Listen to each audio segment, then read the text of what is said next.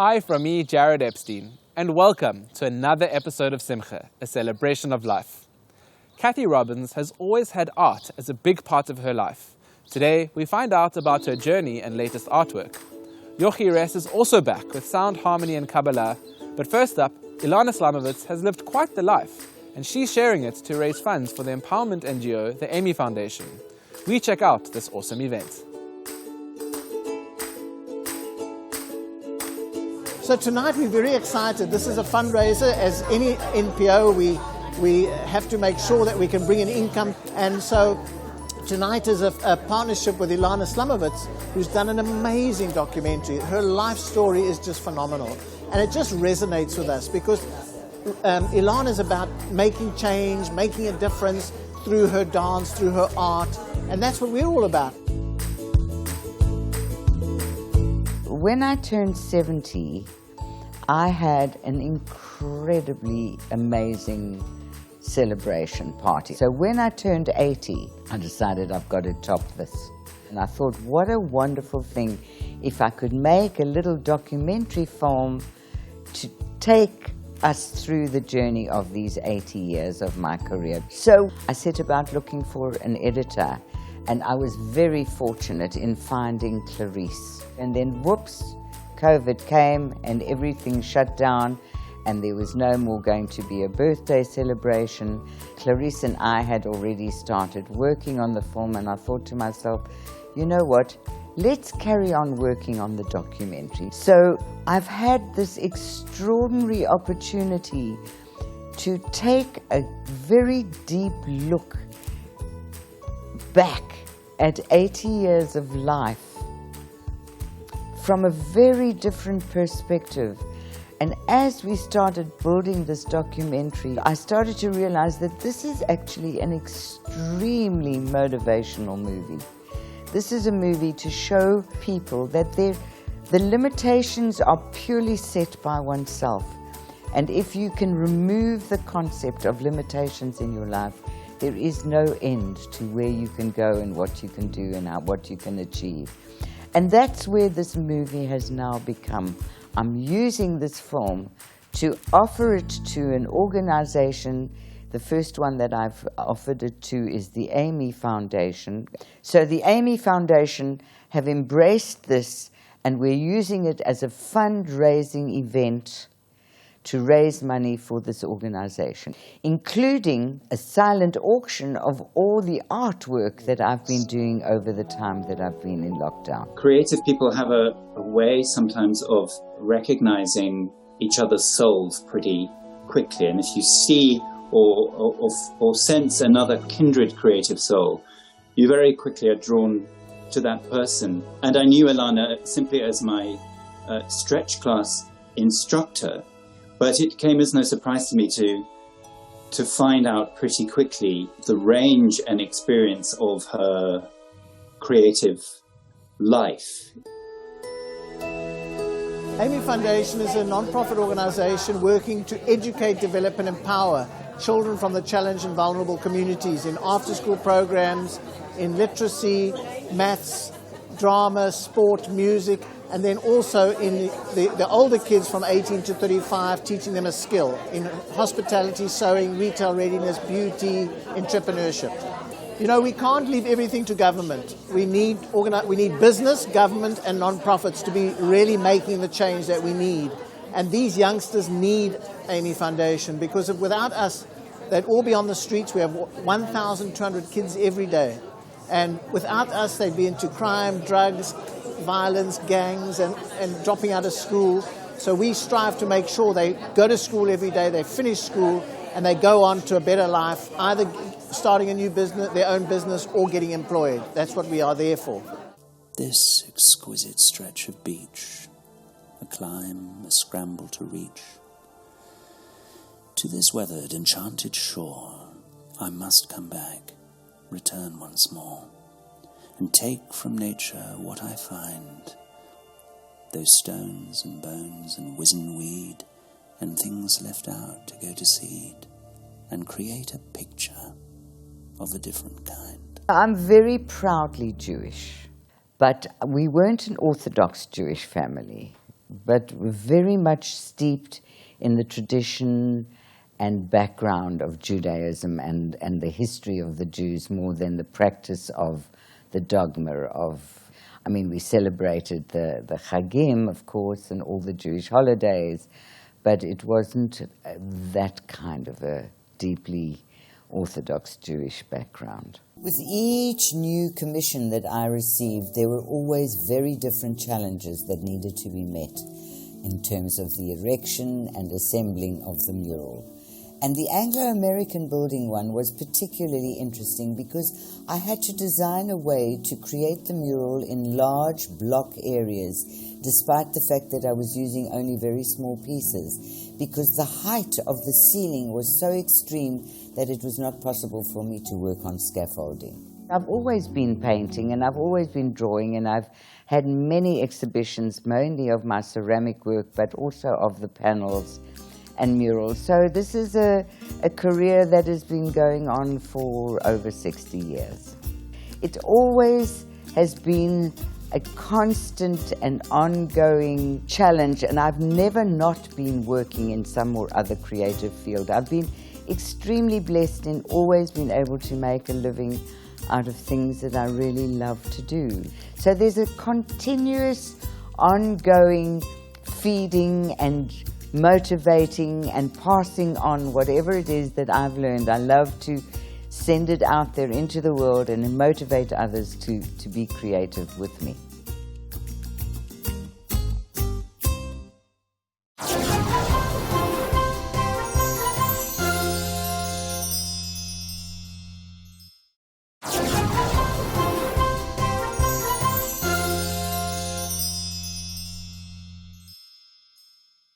Kathy Robbins' latest artwork, 7 Days of Creation, is hanging beautifully in the Greenpoint Temple Israel Shul and was also exhibited in the Zeitzmacher Museum. We speak to Kathy to learn more about this artwork, and Rabbi Greg Alexander gives us a Torah perspective on the art. As a Jewish woman, I've always identified very strongly with my culture and my religion.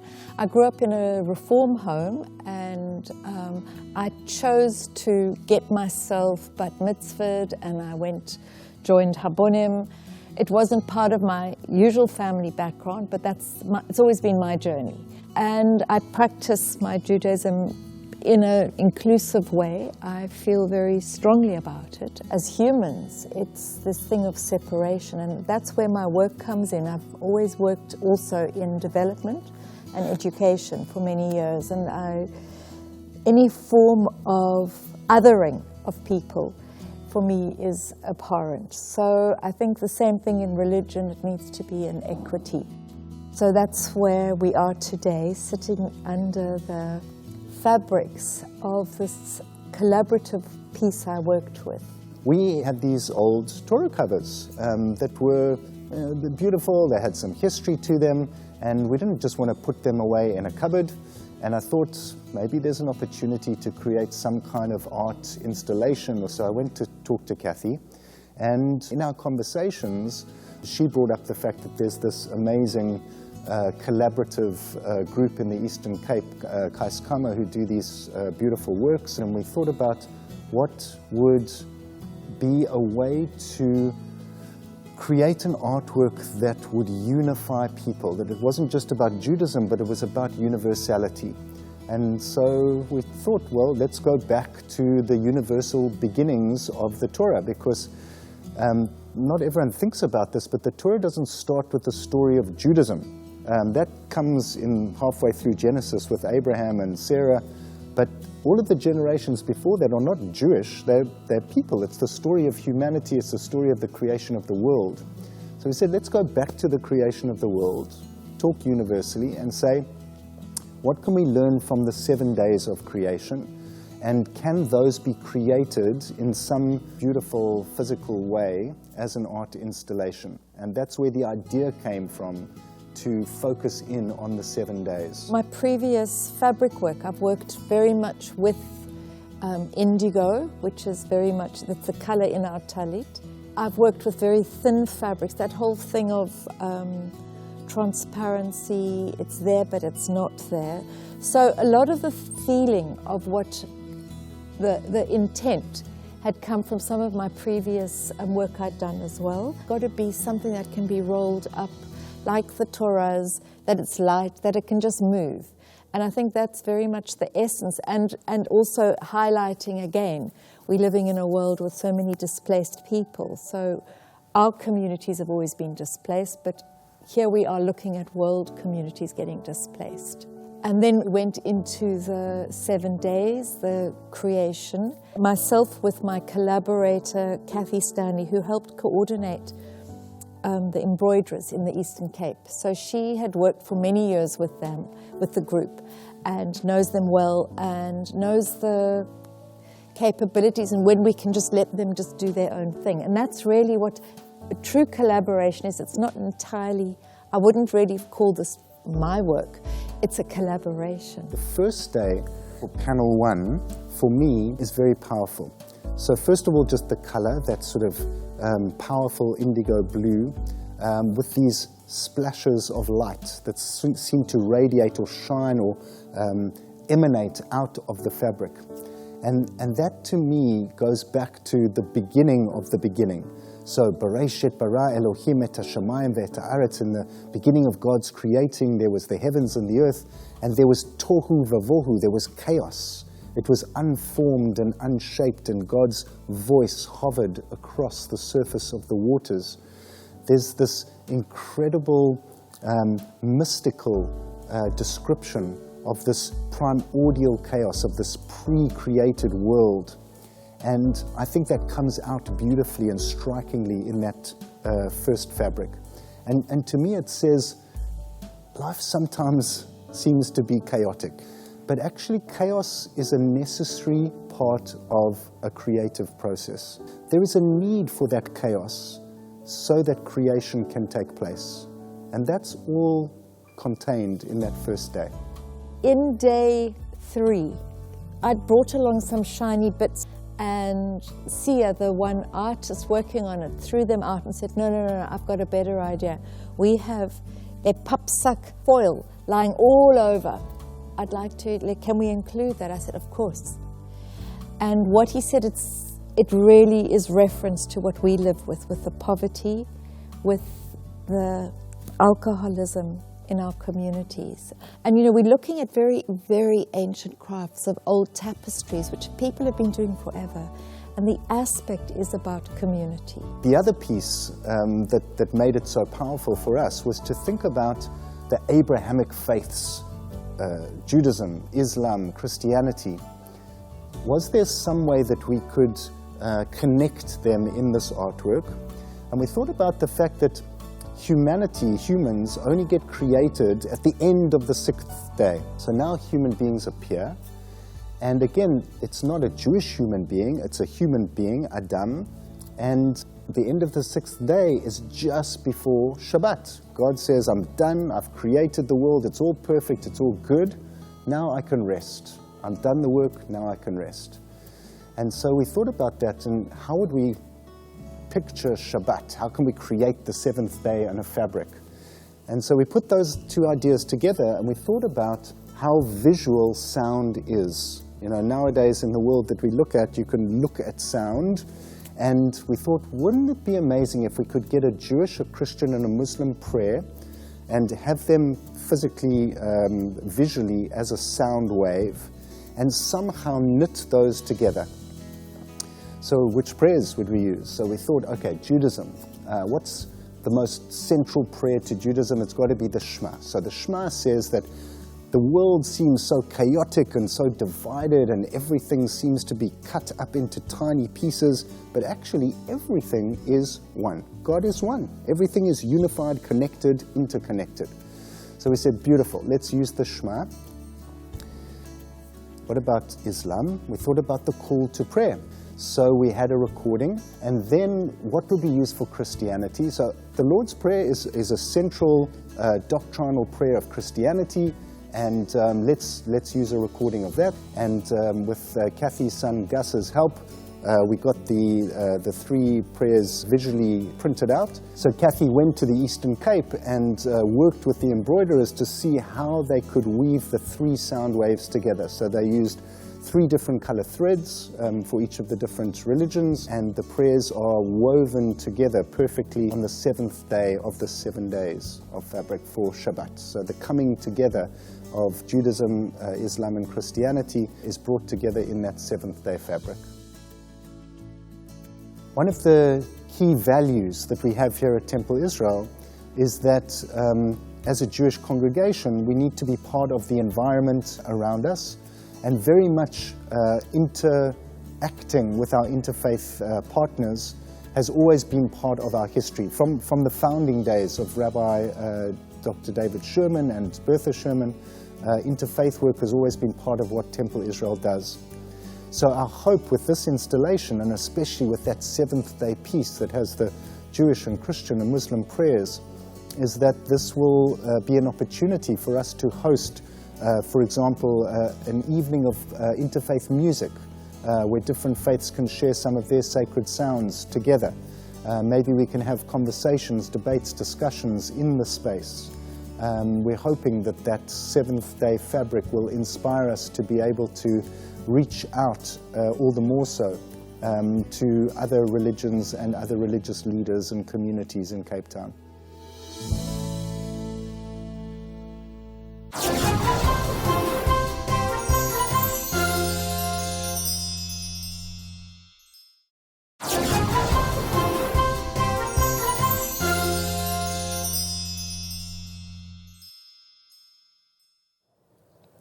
It's almost that time to say goodbye, but not before another lesson with Yochi Res and our Sound, Harmony and Kabbalah series.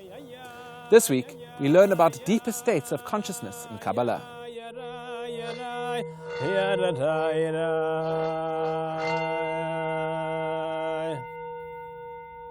What is Kabbalah? Kabbalah is the ancient system of wisdom and practice of Jewish mysticism. And Kabbalah is really a map of the inner and outer universe. A fundamental premise and foundation, cornerstone of Kabbalah, is that every single human being is a miniature microcosmic world and universe. We contain a whole universe, universes inside of us. We are the multiverse almost as a human being. The Lubavitcher Rebbe has an incredible teaching about what the time of redemption, what we call Mashiach, is all about. And he said that the time of messianic redemption in the world at large, a time of peace and harmony all around the world, is really just a critical mass of individual worlds achieving that state of harmony and redemption inside themselves. When enough human beings achieve a state of oneness and harmony and flow of their inner divinity, that expresses itself outside into all of those around them. And that will create a critical mass of shifts of consciousness that will reach this messianic period that we are all hoping for and yearning for. And Kabbalah is actually called the tree of life, the Eitz HaChaim. Of course, this is a reference to one of the two trees in the Garden of Eden. And in many ways, the Kabbalah is a map of our internal ecology. We are all composed of different parts, our mind, our heart, and our body. And the Kabbalah is really a map of these different energies that we have inside ourselves and how to achieve a harmony and an integration, which is what the word shalom, peace, actually means. The word shalom, peace, actually means integration and harmony and fullness. So Kabbalah is a path of wisdom to help us be aware of these different parts of ourselves and to connect them so that we live in a more authentic, aligned, and integrated way with ourselves and with each other. Talking of the diversity and ecology that lives within all of us, there's some fascinating research around how we don't just have one brain, our brain. We actually have three brains. There's our brain, our mind, And our heart is also a source of intelligence. Our heart is an organ of perception. We also have our body, which is our gut, has now been found to be a brain. It's actually called the second brain, the enteric nervous system, if you want, for the fancy term. So we really have different centers of awareness inside ourselves. And Kabbalah actually is a map of those 3 different dimensions in ourselves. Kabbalah is comprised of 10 archetypal energies and expressions, channels of the divine spirit into our miniature world and into the world around us in the macro world as well. And those 10 energies are actually divided into mind energies, heart energies, emotional energies, and body energies and execution energies. And the flow and the connection of all of those is really what the system and practice of Kabbalah is all about. So, talking of diversity, me singing a Hasidic nigun. A nigun is a song without words. In this case, it actually has some words and without words and pure chanting, so to speak, what's called a nigun in Hebrew. And this nigun is actually based on words from Psalms that talks about my soul longing for the divine, just like a deer in a desert is longing for water. It's from King David's Psalms, and I'm going to be singing that song to the backdrop of a Tibetan singing bowl. So there's quite a bit of diversity right there. Tzama lecha nafshi, kama lecha b'sari, li'eretz tzion ve'yayef b'li mayim. Hayay, hayay, hayay, hayay, hayay, hayay. That brings us to the end of this week's episode of Simcha, a celebration of life. As always, we'd love to hear from you, so please send us a Facebook message at Spirit Sister Productions. From me, Jared Epstein, and the Simcha team, remember this life lesson. God gave man 2 ears and 1 mouth, so listen more and talk less. Lirois huzacha chavadecha, ya ya ya ya, ya ya ya ya, ya ya ra ya ra ya ra da ya ra.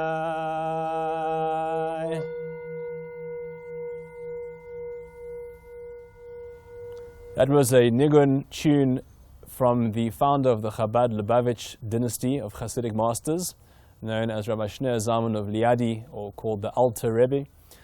And it was a favorite tune of the Lubavitcher Rebbe of our generation.